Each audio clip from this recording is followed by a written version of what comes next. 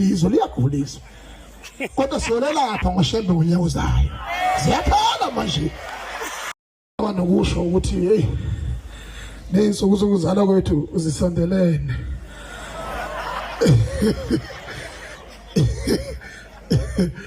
nami ngoDisemba phela nje zazinhlanu ngiyathobeka kakhulu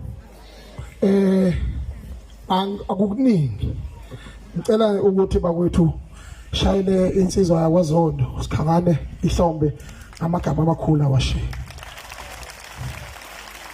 ophiwe imbewu ayidli uyayitshala okuzwela hamba nakho ekhaya uphika ukutshali khona abantu abadaliyo bahliziyo zilikhuni zimavakavaka njengendoda yakwamzangathi namaNazaretha amadala ayawazi lokho kodwa incenge inhliziyo yakho ucasuka kwakho ukuncenge uwakhumbula amazwi kaShembe nabantu abamemile ukuthi bezosakha lokho kuyoba isibusiso esikhulu kakhulu.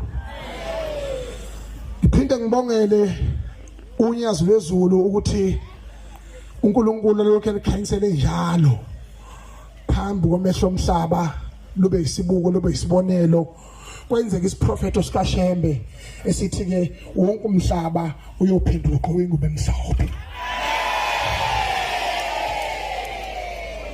eMozambique ngakufakaza lokho, iSwazini ngakufakaza lokho. Ngisho inkinga izehlela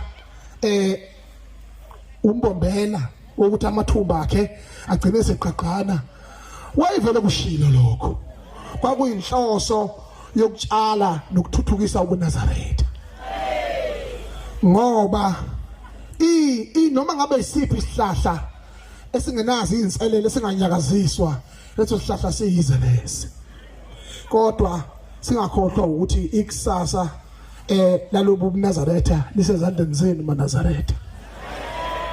uNkulunkulu usibusisile, ngiyabonga kakhulu. Ngifisa ukuthi ngiphinde ngisho into esenhliziyweni yami ekujulile engayibona entabazwe. Ngicela sihalalise kakhulu ngento eyafikela unyazo lwezulu kuba liyovusa isigodlo sikambombela isitimela samampondo lapha avela khona.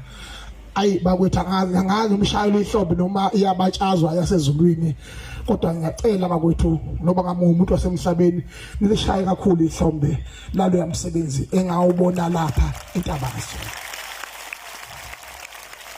Bese ngithi ke ekuphetheni kwami inkulumo ngithi ngiyafisa kwinkosi yamakhosi unyazo lwezulu nawo bonke amaNazaretha ukuthi kungenani ukuthi esizukulwaneni sethu siphilele sakubona ukukhulu.